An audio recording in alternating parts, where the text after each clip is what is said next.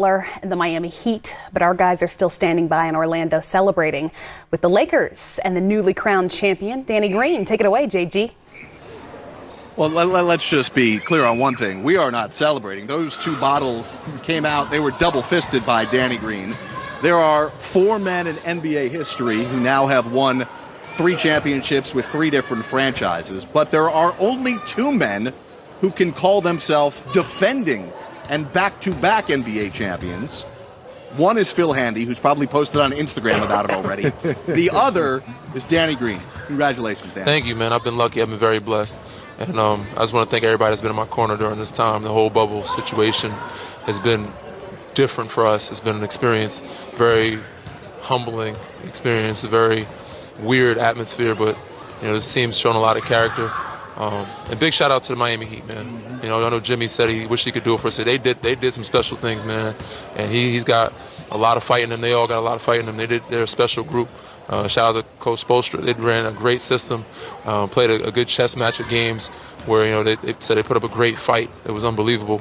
But tonight our guys, I think Jimmy just ran out of energy. They ran out of gas, and our guys came in. AD came in, put his injuries aside. Everybody else put the injuries aside and came out ready to fight from the start. And we kind of just never looked back once we kind of got a decent little lead. Danny, you talked about it, the adjustments, the chess match, going back and forth. Just talk to me about what you guys did tonight. It seems like you got back to what you guys were doing throughout the year. You came out and defended.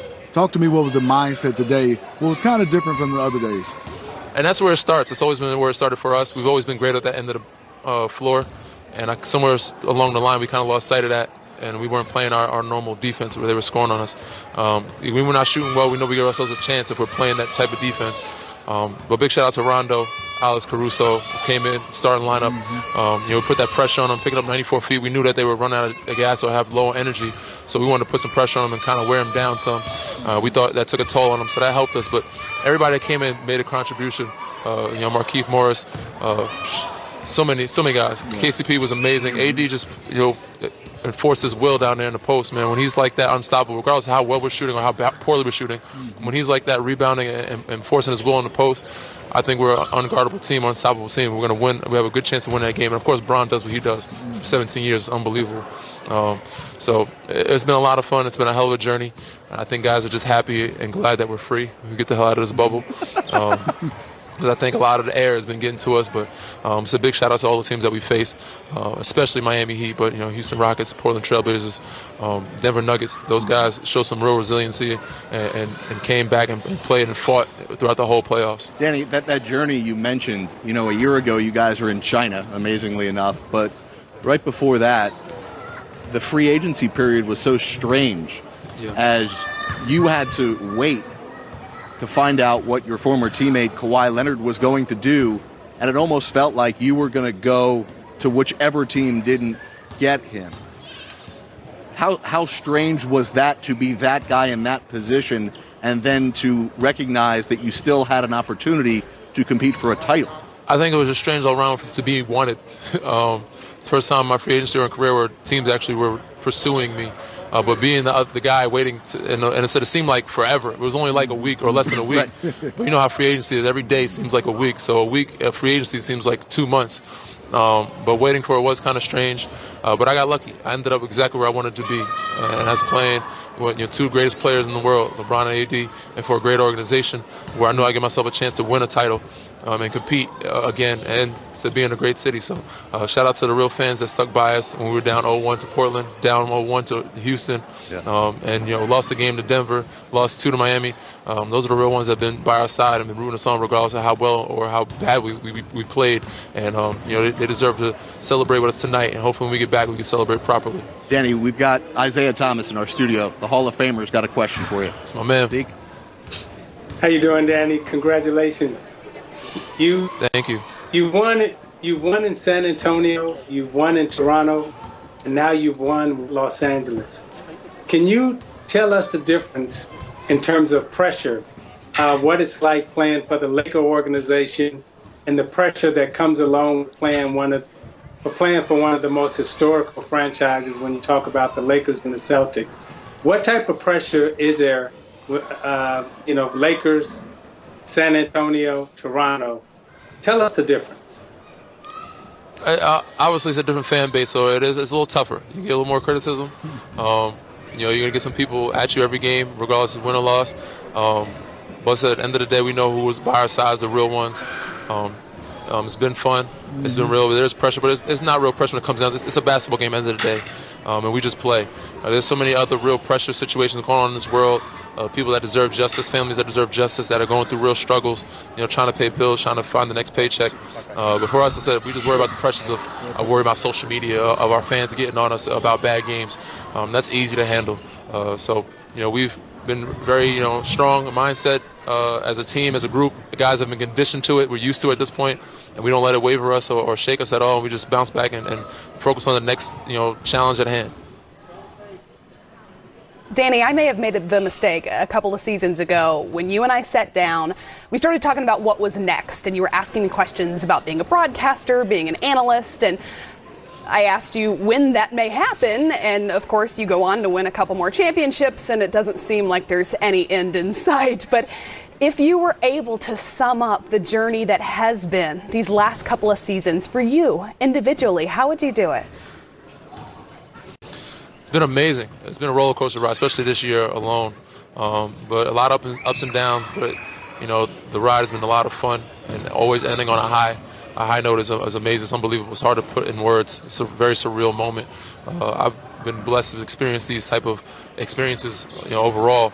But instead, hopefully I can continue to keep winning, keep playing in this league, and worry about the broadcast situation later on. But LA is a great home. It welcomed me with open arms, and it's been a great home for me. And hopefully, so when I'm all said and done, which hopefully is some years from now, they'll still welcome me with open arms. Yeah, we got a seat available for you. We've got a seat available for you. Thank you. I appreciate it. You saved one for me. Thank you. Danny, congratulations. Congrats, Danny. Thank you so much. Title with a third different franchise. From Danny Green, we're going to bring in the architect of this roster, the championship-winning general manager, Rob Pelinka. Hey, Rob, how would you like to see what is happening right now live in Los Angeles? Take a look at this monitor, Rob. Take a look at what's happening right now as I think we're going to give you a shot of that, Rob. I don't want to disappoint you. Here we go. They are celebrating in the streets of Los Angeles. Rob, congratulations. Thanks, man. Hopefully everyone's being safe. I think for us to be able to come all the way to the end after the incredibly difficult year we've been through as a franchise, with some of the tragedies we had to face, obviously with Kobe and Gianna on January 26th. They've been our guide throughout this entire thing. Their spirit has been with us every single day. Kobe's voice is always in my head, guiding me, and to be able to bring this home obviously doesn't take away the sting of the loss, but what it does do is it helps us to powerfully keep both Gianna and Kobe's legacy alive, and in powerful ways to change people for the good. And I think this trophy and this 2020 Lakers title is definitely in honor of both of them and their legacies. Rob, you bring back number 17. Like you said, you talk about Kobe and Gianna, but just take me through It was an unusual year, very long year, the ups and downs. Just talk about that journey for yourself to get to this moment, to bring year 17 back to Los Angeles, and for Jeanie Buss and the family and ownership. And then next, LeBron James. I want you to talk about bringing him here along with Magic Johnson and you guys getting a chance to win this championship. Listen, I think my faith informs me that sometimes the trials and the hard times of life are really what makes you stronger and what defines you as a person. And I think that obviously we had to face so many things, the social unrest that the country faced, the January 26th tragedy, the pandemic, and all of these things, but they really draw you deeper into what matters, your faith, your family, your friends.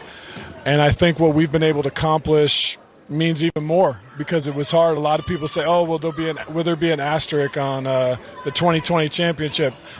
I think there'll be a gold star, a badge of honor, because it's been so tough to get to the end. So thankful for my working relationship with Magic and just the vision he had when we worked together for 2 years. Those are 2 of the best years of my life, and we're thankful and grateful for his leadership. We started our salary cap, with some challenging contracts that had just been signed and no cap space couple years ago, and we turned it around into LeBron and Anthony and surrounded them with the right players to get to this place. So we're just incredibly grateful and proud. Well, I know, Jared, we've had a front row seat of watching games, but we had a front row seat of watching you, Rob, over there. And I just want to give you a little laugh. Can you take me through and one all day? Well, listen, Smitty, like you and I had some... Stay solid. Hey, listen, Smitty, you and I had some battles. You were a Spartan. I was a Wolverine. I think IT might be in the booth as a Hoosier. You can't take the hoop out of a hooper, and when there's competition like was in front of us and there's no fans, so you know, to sit in silence seems sacrilegious to the game. So I get a little bit amped up being so close to the court and just wanting to make sure the guys are energized and just that you're a part of it. So it's just it was fun trying to be involved. Hey, Rob, not only is the Big Ten well represented, we have a Dookie with us as well. Oh, okay. Let me introduce Mr. Grant Hill to you. Oh, G. Hill. Well, my wife's a Dookie, and my son's name is Durham, so there's a lot of respect for Duke as well. What's up, G? Hey, Rob, you married well, my man, and congratulations. I am sorry as a champion that you had to sit next to a Spartan, but you can't hear? Oh, congratulations. Guys. You can't hear, okay. You guys can translate for me. It's a shame, Grant, also because your jokes were landing. You know how that is, G. Yeah. Hey, Rob, are we gonna have a parade? How is it gonna work this year? Yeah. You know, I think that's something I'm sure Jeannie Buss and Tim Harris, our president of business operations, and the mayor of Los Angeles and the health department, I'm sure they're looking into that. We would only want to celebrate when it's safe for everybody, that's for sure. So I was so focused on the bubble and getting to the end. I'll leave that really. Tim Harris is a great leader in our business operations. He's probably delving into that right now. Hey, last thing I want to ask you about is just over a year ago, making the biggest deal of your tenure as general manager, taking all of those young pieces that had been collected before, during, and after your time, and shipping them out for Anthony Davis. And now he's going to be the biggest free agent on the market whenever the offseason begins. Just getting that done, it seemed like it was goal number one for the last 18 months. How important was that for you to make sure that you got the right package together to get that deal done? I'll tell you what, like a lot of people say, oh, those deals are easy. All the other 29 general managers know there is no superstar trade that is easy. They are highly complicated. They take weeks and weeks of intricate work and relationships. So putting that together again was hard work, but it was good work. And when we hired Frank Vogel and Jason Kidd and the rest of his unbelievable staff, we really wanted to surround LeBron and AD with defenders. That was really the DNA of this team. Frank Vogel was an incredible defensive coach with the Pacers, and he wanted us to build defense first. And if you look at the playoff series from Portland to Houston to Denver to this amazing Heat team, we defended them all differently, and we had a very versatile roster. We had bigs that could protect the rim, great guys on the perimeter that could defend the ball. And so I think we knew we needed to surround LeBron and Anthony with guys that had a defensive mindset, and it meshed well, and that's why we came away as champs. And you're going to give AD whatever he asks for this offseason, right? I don't want to break any rules here, Jared, but I think AD's incredibly excited and proud to be a Laker for sure. Rob, congratulations. I know it's been a long journey. Thank you, guys. Appreciate you so much. All right, that's the general manager and the architect of the 17th championship the Lakers have won. We're coming back. More from LeBron, more from AD.